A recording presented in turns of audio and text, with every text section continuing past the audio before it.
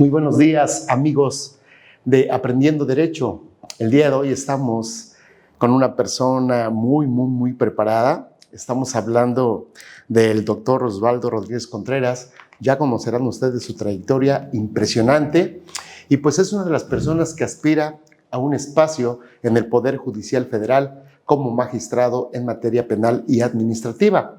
Pero vale la pena saber todo el esfuerzo que ha hecho, todo lo que ha estudiado. Tiene una licenciatura, una maestría, un doctorado y pues evidentemente trae conocimientos y capacidades de mucho tiempo que ha estado en el Poder Judicial Federal, pero el día de hoy se desempeña como defensor público federal.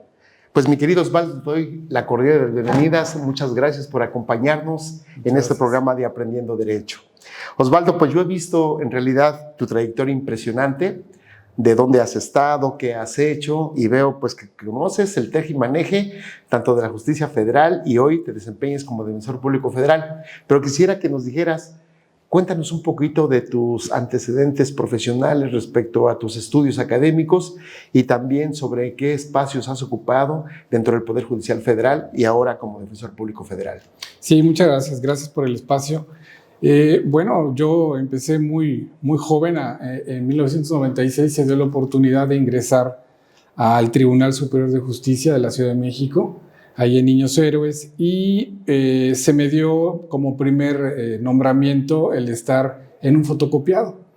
Posteriormente hice un examen de escalafón para ser vigilante y ser vigilante en esos detectores de metales. ¿Eras estudiante en aquel momento? Era yo estudiante, precisamente yo soy de una generación 95-2000, cuando eran 5 años de carrera. Entonces ese plan de estudios era muy pesado, pero sí tenía uno que cumplir, pues cuando menos el tener el empeño de trabajar y estudiar a la vez. Sí. Y bueno, se dio la oportunidad de estar también, después de vigilante, hice nuevamente un examen de escalafón para ser mecanógrafo y me mandan a un reclusorio al norte de la Ciudad de México. Wow. Y bueno, tan solo nada más de cruzar, porque yo vivía en el sur, y a ir al reclusorio norte, a Cuautepec, Barrio Bajo, así se llama la colonia. Y bueno, pues hacía yo 2 horas de camino en la mañana y de regreso para modo de seguir estudiando.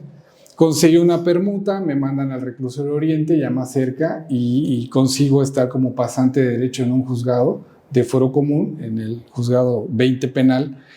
Y bueno, ahí empieza la historia, porque realmente me gusta mucho la materia. 4 años allí en el foro común, muy sacrificado, y se da la oportunidad de irme a un tribunal colegiado en materia administrativa. Fue un cambio radical de materia, pero por alguna razón el destino nos va mandando, ¿no? De ahí tengo la oportunidad de terminar mi tesis, me titulo y de ahí juzgado por juzgado ir tocando puertas para que se diera la oportunidad de una actuaría. Se dio la actuaría, estuve 4 años como actuario, posteriormente hago mis exámenes para ser secretario de juzgado de distrito. Se da la oportunidad después de algunos intentos, porque antes era directamente por oposición. Logro el examen y a los meses me dan el cargo de secretario de acuerdos en juzgado federal y bueno, haciendo proyecto y a la vez haciendo este trámite de acuerdo. Se da posteriormente una oportunidad, me voy a un tribunal colegiado en materia administrativa en el segundo circuito en Naucalpan. Estuve varios meses por allá, después se da la oportunidad de irme hasta Acapulco a un colegiado que se apertura en materia pues mixta, porque allá era un tribunal de competencia en apoyo en ese entonces para emitir puras resoluciones. Y posteriormente se da la oportunidad también de irme a un tribunal colegiado aquí mismo en este circuito en materia penal y administrativa. Y bueno, pues ha sido sin parar, ¿no? Todo este tiempo, son 27 años que llevo prácticamente en el servicio profesional de la federación, y tanto del fuero común como del fuero federal. Y de estos 27 años, los últimos 10 los he trabajado como defensor público federal, porque también en el camino de la vida pues se da la oportunidad de irme al Instituto Federal de Defensoría Pública, hago mi especialidad en defensa federal y se logra el que yo obtenga ese cargo de defensor. Y la verdad muy complejo porque también es una mezcla, ¿no? El saber de algunas materias siempre requiere una especialización. Entonces hago una maestría en materia de juicios orales con enfoque penal. Posteriormente hago el doctorado en Derecho Penal. En ese lapso estudio 3 especialidades. Tengo especialidad en Derecho Penitenciario y Criminología, la especialidad en Defensa Federal, y apenas el año pasado terminé una especialidad en Justicia para Adolescentes, porque también defiendo adolescentes entre los 14 y los 17 años. Es un tema muy interesante porque no todos los defensores tienen esa especialidad. Claro. La Ley Federal del Sistema de Justicia para Adolescentes requiere que el abogado tenga esa especialización, si no, no puede intervenir en juicios para adolescentes.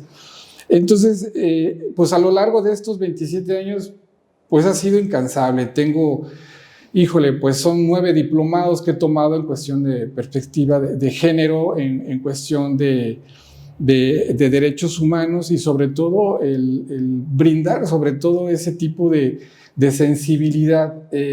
La tarea como defensa tiene uno que tener esa cercanía inmediata con la persona detenida, porque tenemos que cubrir con una guardia semanal en FGR y pues atender a todas las personas que llegan en esa semana detenidos, más todo lo que tenemos de audiencias ya agendadas. Pues implica mucha labor. Hemos tenido audiencias a las 11 de la noche, a 3 de la mañana, y así nos amanecemos. Y sábados y domingos también. Entonces la cercanía que tengo yo con la gente pues es prácticamente pues inmediata. A mí me ayuda mucho la tarea de la defensa, me ayuda mucho el haber estado en juzgado, en tribunal, el haber hecho también resoluciones. Y bueno, con esa legitimación me inscribo a la convocatoria con esta reforma judicial, y bueno, con el ímpetu más que nada de seguir sirviendo a la gente. Yo lo hago de manera gratuita porque la Defensa Pública Federal así es. Nosotros no cobramos ni un peso, y al contrario, estamos prácticamente pues con la camiseta bien puesta de seguir apoyando a la gente que es detenida o a la gente que necesita de un abogado que no tiene para pagar uno particular. Entonces la entrega debe de ser total. Nosotros lo hacemos por convicción, no tanto porque sea una labor de, ay, bueno, tengo trabajo. No, realmente sí se requiere tener convicción como defensor, porque implica mucho sacrificio. Claro. Sábados y domingos tenemos que estar pues sin fiestas, implica también que tenemos que estar todos los días en curso. De hecho, nos exigen el que tengamos que estar siempre en un curso preparándonos. Entonces, allí en la currícula tenemos como 20 o 40 cursos tomados en cuestión de derechos humanos, porque tenemos que tomar todos los cursos que nos manda la institución, y aparte lo que nos manda también el Instituto Federal de Formación Judicial. Ahora, con estas ganas de seguir sirviendo a los ciudadanos, es que yo me meto a las convocatorias, paso todas las etapas de examinación, de entrevista, llego hasta la última lista, y sorpresa, ¿no? Pues todavía falta la tómbola. Yo dije, no, pues ya la hice, no. Y bueno, para mi suerte, porque realmente es una cuestión de suerte, cuando se da el giro de la tómbola, sale la primera bolita y salgo yo. Entonces dije, bueno, pues parte del destino. Ya, no tanto que sea uno, pues sí se trata, la vida tiene tiempos perfectos para todo. Yo en algún momento de la carrera judicial hice exámenes para juez de distrito, pero también te das cuenta que sí se requiere una preparación muy, muy minuciosa para modo de alcanzar un puntaje muy alto. Y dije, no voy a parar. Y yo creo que es una oportunidad también ahora con la reforma que quitan la examinación por carrera judicial y se da esta apertura que sea por voto directo, pues es una oportunidad para que los ciudadanos también entren, conozcan a la función que tiene los jueces y los magistrados. Y bueno, yo de esta tarea de hacer campaña, el estar repartiendo volantes, te das cuenta que la gente no tiene conocimiento, no conoce a un juez directamente, no conocen a un magistrado directamente, si acaso los abogados que tenemos esa apertura de ir a ver algún asunto en particular, pero la gente no conoce a un juzgador como tal. Yo al menos eso es lo que ofrezco. ofrezco una puerta abierta totalmente por toda la cercanía que manejo con la gente que es pues detenida y que por alguna circunstancia pues terminan presos cuando debe de ser así, y se determina, pues también la gente termina pues mal. Y esa es también la tarea de la defensa, el apoyarlos, el orientarlos y también pues otorgar buenas condiciones de internamiento a una persona que está sufriendo una prisión. Claro. Pues fíjate que hay algo muy interesante de lo que te escucho decir, porque tú has estado en las dos partes, has estado como juzgador, en todo caso de un juzgado, y has estado como defensor. Y te digo esto porque es muy importante, porque a veces como defensores llevamos un asunto y los jueces no tienen la sensibilidad muchas de las veces, ¿verdad? Y uno que conoce los dos, ahora sí que las dos caras de la moneda, pues se hace un poco más sensible, porque uno sabe lo que sufre uno como defensor, cuando una resolución consideras que no es conforme a derecho, y también si es tu vista ya sabes cómo debes de emitir tus sentencias, y creo que eso te hace a que seas más sensible en toda esta tarea. En caso de que tú fueras beneficiado, Jesús, con el voto, porque la verdad tu trayectoria me parece impresionante, vienes de la cultura del esfuerzo, digo, pasaste por lugares, no iniciaste luego como secretario, tal, sino que tuviste que tocar puertas en espacios un tanto bajos para ir subiendo. Creo que eso te hace una persona humilde y sensible por todo el esfuerzo que hiciste para llegar a donde estás ahorita. Y aparte, como defensor bien lo dices, ¿no? Todo lo que tienes que sacrificar, muchas de las veces la familia, porque estás sábados, domingos, ¿qué importa si es un cumpleaños de tu esposa, de tus hijos? Pues tienes que estar ahí, ¿no? La capacitación constante, que eso permite saber, pues evidentemente que es una persona con mucha capacidad y conocimiento, y creo que es el factor, el requisito indispensable para que un juzgador esté ahí donde deba de estar, con toda esta capacidad. Si tú llegaras a ocupar ese espacio que hoy pretendes, como un magistrado del Poder Judicial Federal, ¿qué harías ahí? ¿Cambiarías tú algo de lo que tú ves ahorita que hacen los magistrados? ¿Seguirías esa línea en base a todo tu conocimiento? ¿Qué harías para beneficiar o para que la justicia sea mejor? Pues Osvaldo, ¿qué haría como magistrado?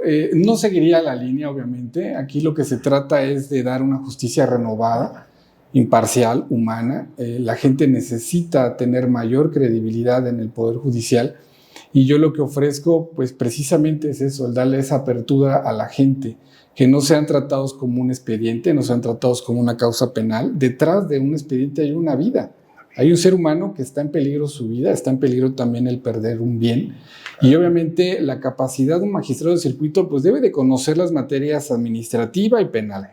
La administrativa no implica el que sepas la organización de una empresa, no. La administrativa es porque debes de conocer materia fiscal, agraria y todas las más de 1,200 leyes administrativas que hay en todo lo que es lo que engloba la administración pública federal. Claro. Y aparte también conocer la materia penal, tanto de fuero común como de fuero federal.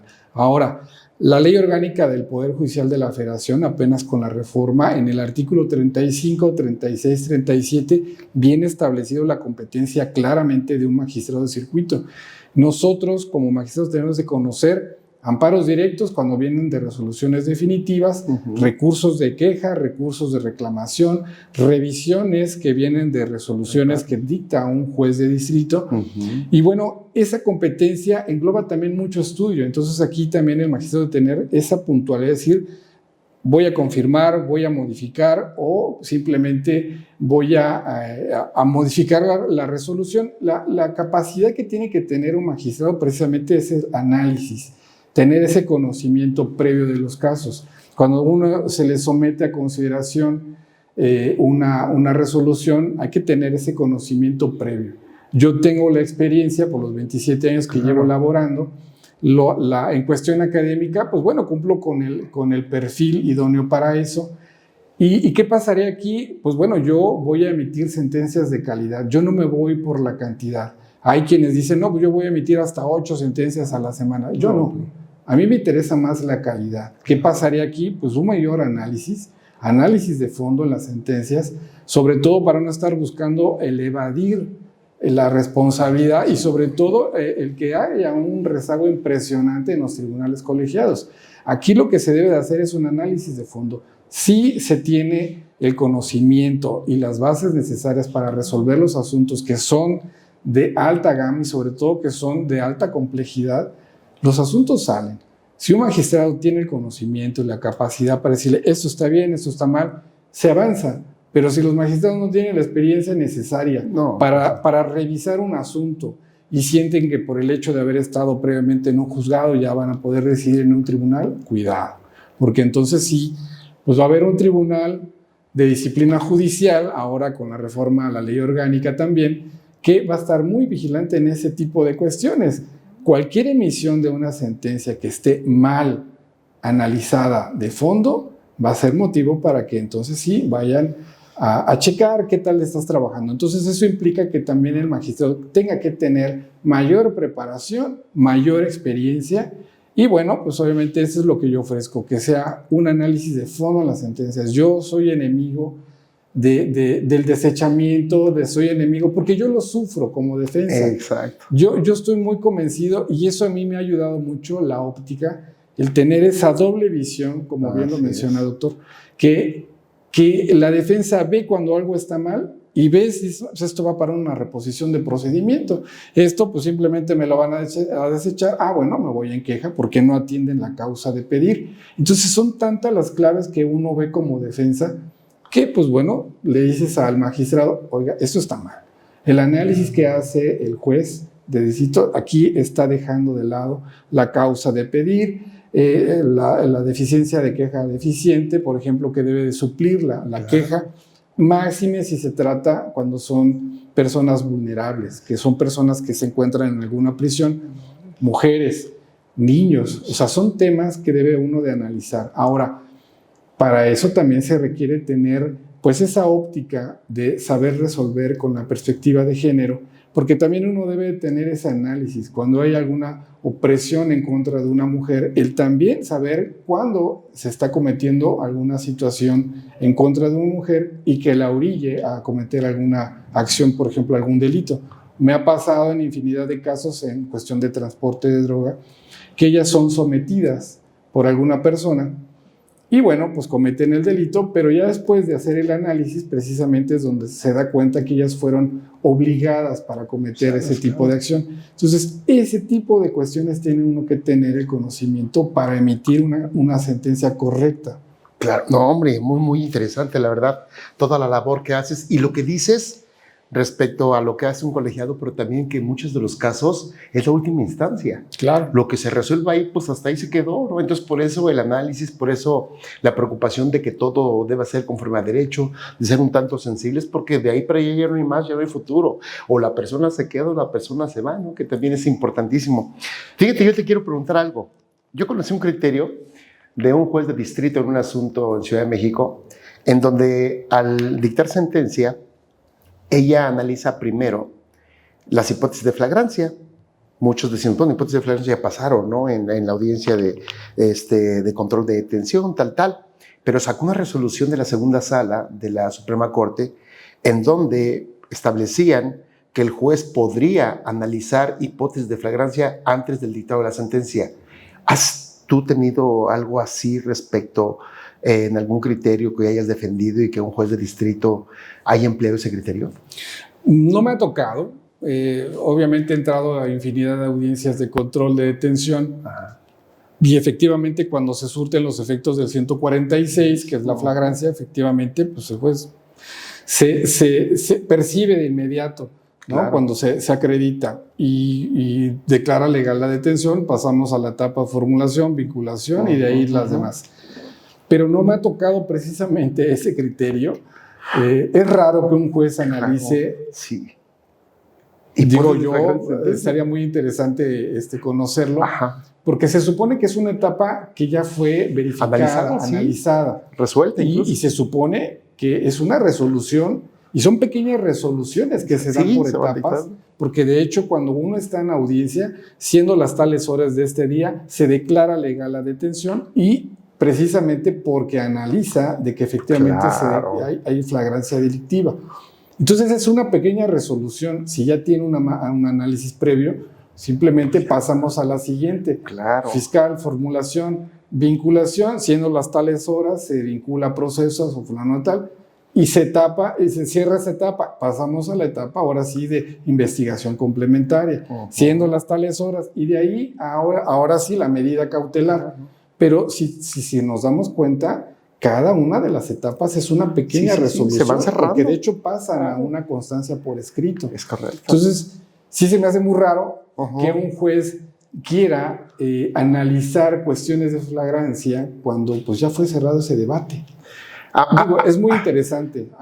Yo te lo voy a pasar. A mí me sorprendió mucho, la verdad, porque fue un juez de distrito en Ciudad de México, analizó ese tema y la verdad, bueno, en realidad le dio la libertad, porque para ella no se ajustó la flagrancia y dijo, no hay necesidad de analizar los medios de prueba desahogados, y hizo mención a la resolución de la segunda sala, del criterio de la segunda sala. ¿Y qué crees que yo hice para leer ese criterio en un asunto en Texcoco? Y yo creo que el magistrado le está pensando, porque tiene 2 años y no me ha resuelto el amparo. Entonces yo le dije, bueno, mira, aquí no analizaron esto y esto, pero bueno, es un criterio interesante. Híjole, el tiempo se nos acaba, podemos platicar mucho. Finalmente, Jesús, Osvaldo, ¿qué le dirías tú al último, a los que nos ven, a los que nos siguen? ¿Por qué deberían de votar por ti? Para cerrar. Pues bueno, los invito el 1 de junio a que acudan a votar. Les van a entregar 6 boletas para votar. En la boleta rosa, con el número 18, voten por Osvaldo Rodríguez Contreras. Cuento con la experiencia, son 27 años entregados a la ciudadanía, al servicio de los ciudadanos, y sobre todo cuento con el perfil, la experiencia y la apertura, sobre todo, para llevar a cabo este cargo. Perfecto, pues Osvaldo, la verdad es que muchas gracias. Nos queda muy claro, la verdad, que traes una capacidad impresionante, tus estudios, tu conocimiento, tu esfuerzo, dónde has estado, desde donde empezaste hasta donde estás ahorita. Creo que gente como tú es la que necesita llegar a los espacios por la sensibilidad, porque has analizado ambos casos, desde juzgador hasta defensor, y yo creo que harías excelente papel como magistrado. Será la gente que analice los perfiles para este programa, para que chequen precisamente toda la trayectoria de los candidatos y emitan un voto responsable este 1 de junio.